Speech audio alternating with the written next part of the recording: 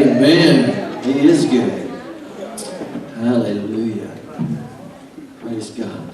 Well, you know, Miss Jenny, she came and shared with you last week, and I heard that was awesome. And, you know, so that it would give me an opportunity to really just kind of focus on my family this week. I asked another person in my life that I really respect and love, and I know a lot of you know and love Brother Willie as well. He's here with us this morning, and he's going to come and share with us. For those of you who don't know the story, Willie was actually the one who called me.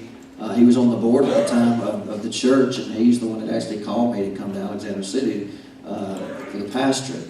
And so, anyway, so he's just a part of our church. He moved to Prattville now. I keep trying to get him to move back, but I just can't, you know, maybe one day, I don't know. But anyway, it's just great to have him with us this morning, and his wife Sandra's with us this morning. Amen. Would you like to give any kind of greeting or just say hello? Okay. I don't want to put any pressure on you. But anyway, let's welcome him as he comes to share what God's put in his heart this morning. Amen.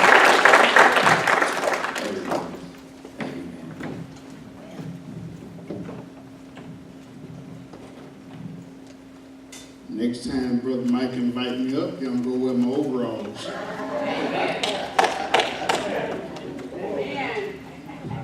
Y'all think I don't own in overalls and jeans and all that kind of stuff, but I do. But just because I have on a tie today, don't let it bother you. Just see me in my overalls. Amen. Amen. God is good. And I thank him for another opportunity to proclaim his word. If you would, turn in your Bibles with me to Mark chapter 13. Mark chapter 13, verse 33. Mark 13, 33, 34. And it reads as follows: Take heed, watch and pray, for you do not know when the time is. It is like a man going to a far country, who left his house and gave authority to his servants, and to each his work, and commanded the doorkeeper to watch. To watch. The message today is entitled Time. Time. Time. Now, for some of you, you're pretty good with time. If somebody tell you to be somewhere at 1 o'clock, you'll be there at 12:30. For the other end of the spectrum, 1 o'clock to you means 1:30 or 2 o'clock.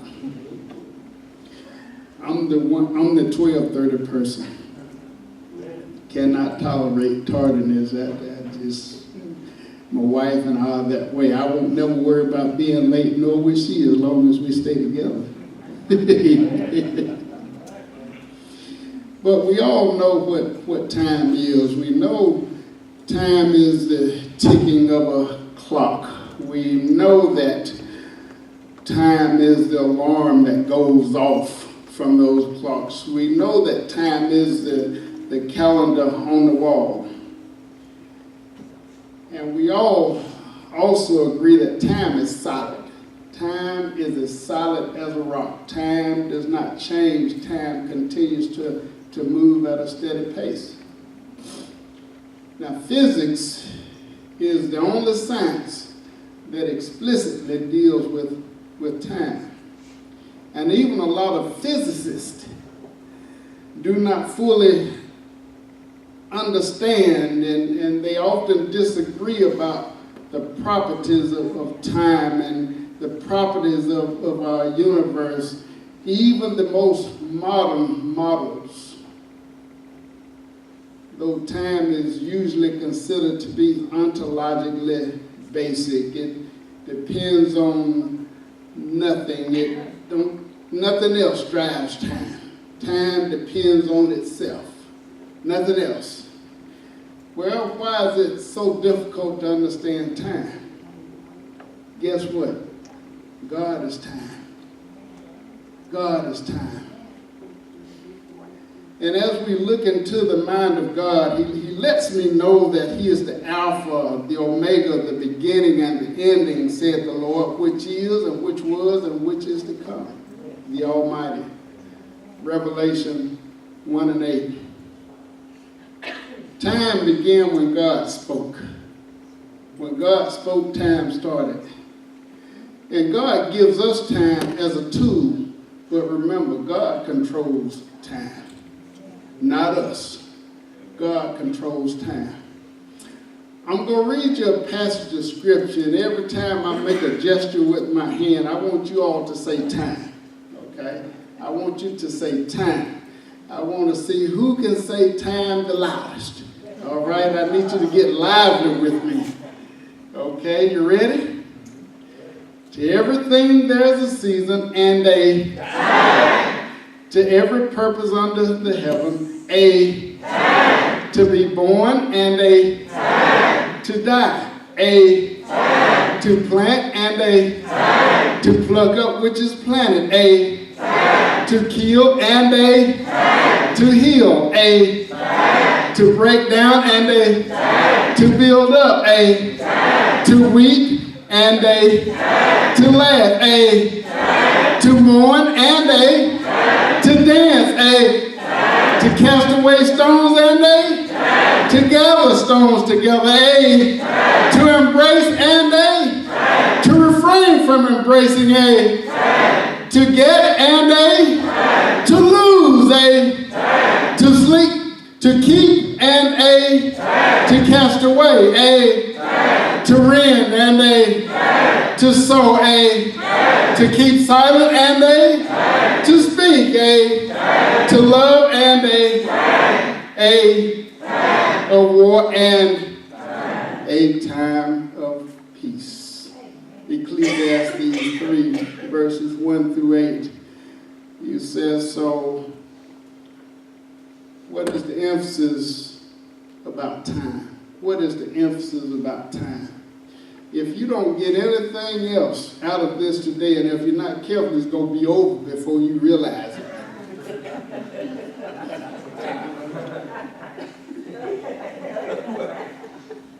Y'all used to Brother Mike. You ain't used to me. If you don't pay attention, it's going to be over. But if you don't get anything else out of this, two things you need to get. The first one is to be prepared for what and for who is to come. To be prepared for what and for who is to come. And number two is to prepare the unsaved for what and for who is to come. You say, well, what is the gist of all this about time? It's about preparation. Preparation. Preparation. Preparation. We should always be prepared. Are we always prepared? No, we're not. We've got to stay prayed up. We've got to stay fasted up. We've got to stay read up. We've got to keep our faith up because we have to be prepared. Not on us. It don't just stop because we're saved. There's a whole world out there that needs to hear the message. Now, I'm going to read the whole passage around the scripture that I read to you earlier, and I'm going to read it to you from the New Living Translation. Again, Mark 13, verses 28 through 37. Now learn a lesson from the fig tree. When its branches bud and its leaves begin to sprout, you know that summer is near. In the same way, you see all these things taking place, and you can know that his return is very near, right at the door.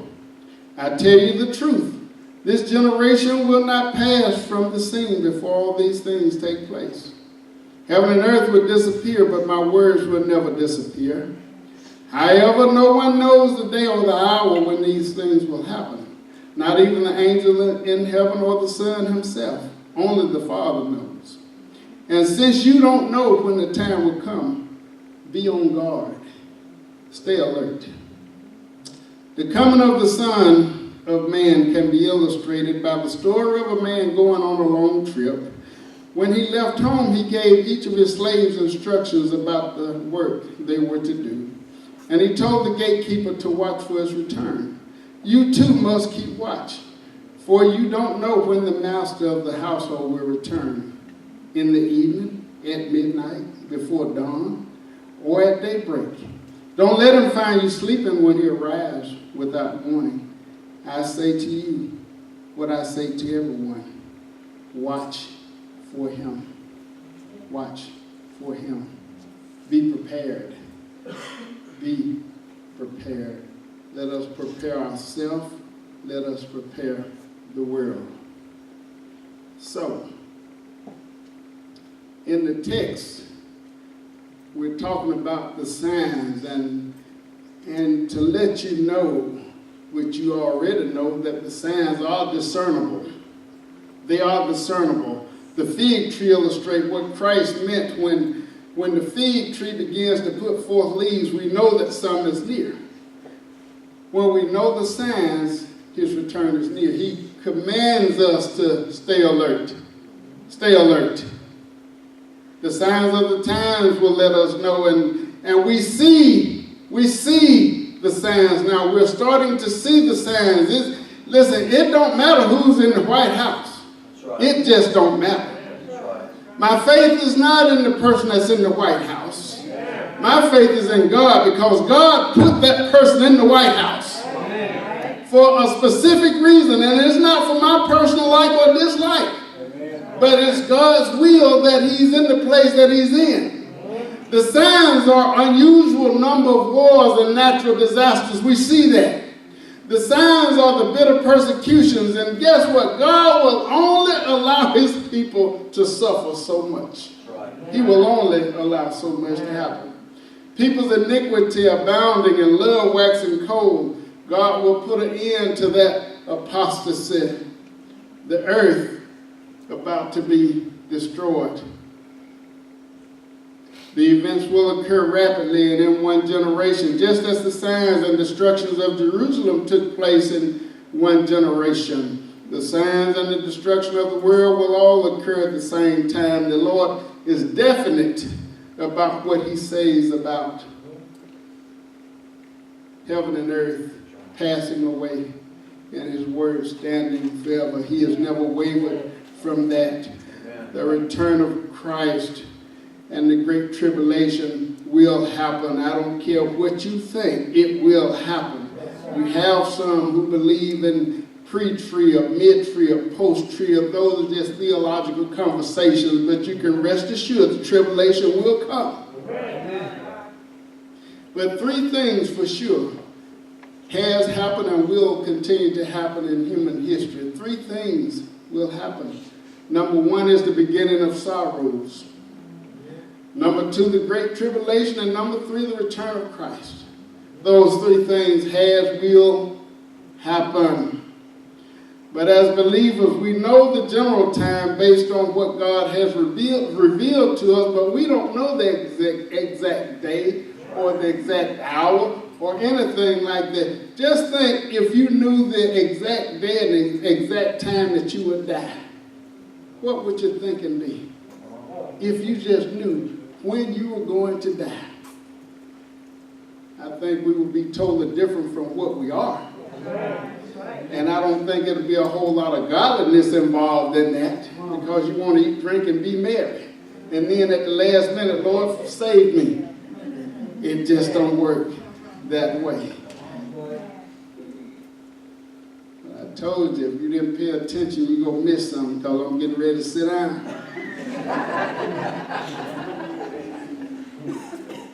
Don't spoil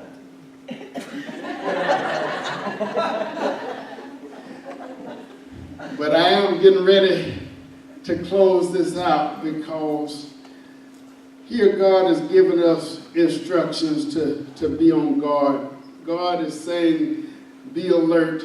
The believer must watch, because the time of the Lord's return is unknown. The believer has been given a specific task, and that task has to be completed before Christ's return. We cannot be caught napping because we must be busy upon his return. We have to be careful not to fail to wait long enough for the Lord. We must be careful to stay awake long enough. We must be careful to keep our mind alert long enough. We must be careful to look and listen at the signs long enough. We must be careful to stand guard long enough. Do not be caught napping. Isaiah 26:3 said, "Thou wilt keep him in perfect peace whose mind is stayed on thee because he trusteth in thee." As believers, we've got to remain focused on our assignment for the Lord. We have to get our minds off of ourselves and what we're going through. Listen, how many times must the Lord prove his love to us? How many times must he show his love to you? How many times must he rescue you from troubles? How many times has he awakened you in the morning in your right mind? How many times has he led you with his strong hand? How many times have he kept you clothed in your right mind? And how many times when he stepped in when you walked out on a problem? How many times when you got weak on this journey of life did he step in to carry you? How many times did he send his healing down to your body and healed you, got you back on your feet? How many times did God put food on your table? You didn't know where your next meal was coming from. How many times did you wonder about your finances, bills were due, but God stepped right in because you have been faithful to him? How many times must he prove himself? Go out and tell somebody else about the goodness of the Lord. But most importantly, he died to set you free. He died to set me free. But the good part of that is he didn't stay dead. He said he would never leave us or forsake us. A dead man cannot make a promise like that. Thank God that he walks with us. He talks with us. He leads us. He is our provider, everything. How much more can he let us know that he loves us? He said, be prepared, be on alert. And if you're out of time with God, if you're out of time with God, now is the time to get right with God while you still have time. The altar's open. God gives us time. But we don't know the limits to his clock. Let us not take God for granted, but be prepared. Be prepared. Prepare the world. Stay prepared. Prepare the words. Stay prepared. Prepare the world. That should be our watchword. Because if we ever needed God, we need him now. We need him now. It's so many churches. It's too many churches for the people because the church is empty. But God will bring us back. Amen. Amen. He will bring us back. I pray God bless you and God keep you. Again, the altar's open. Amen.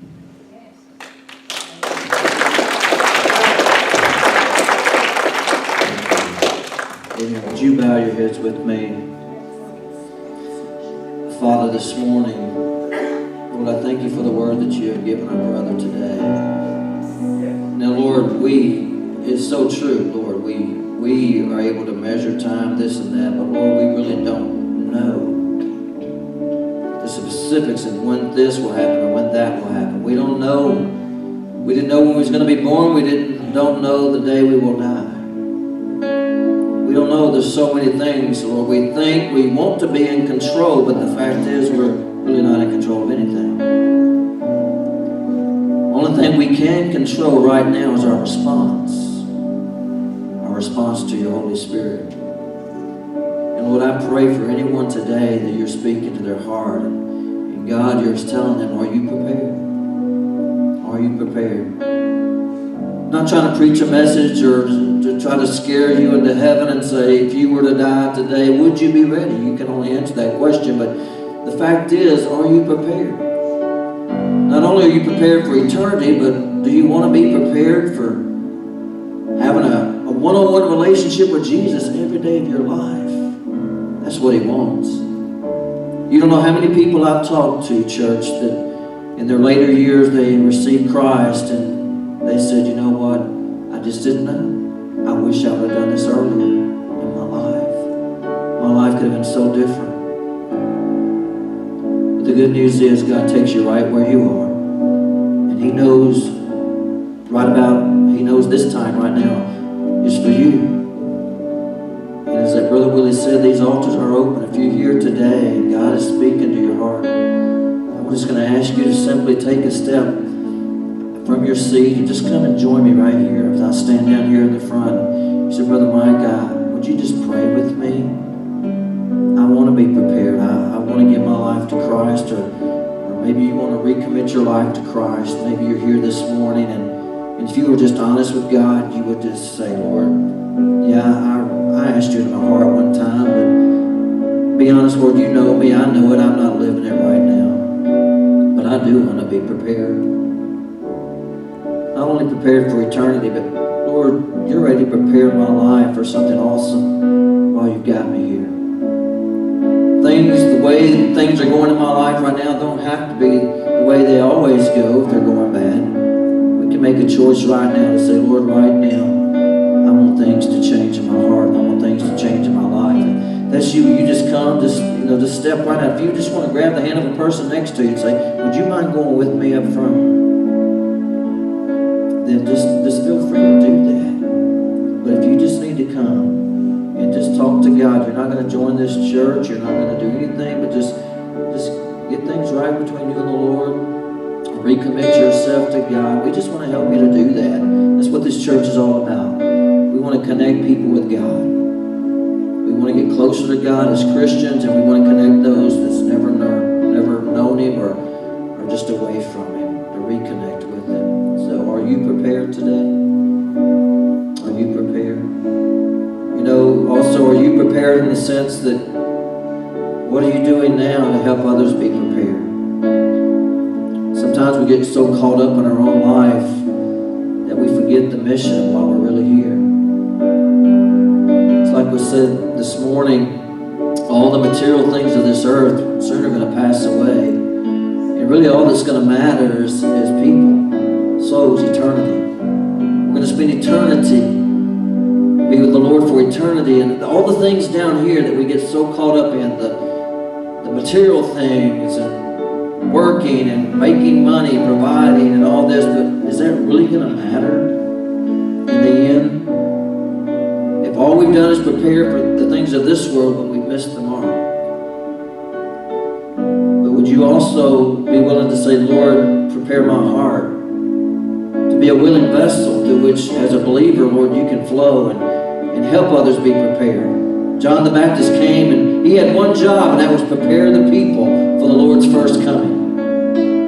And now the Lord's given us a job. We are the John the Baptist of this generation, preparing the people for His second coming, because He is coming back. So if you're here today and you just want to give your life to Christ, look, if you're just intimidated about coming front, I'm going to just ask you just to raise your hand and I'll pray for you right there in your seat.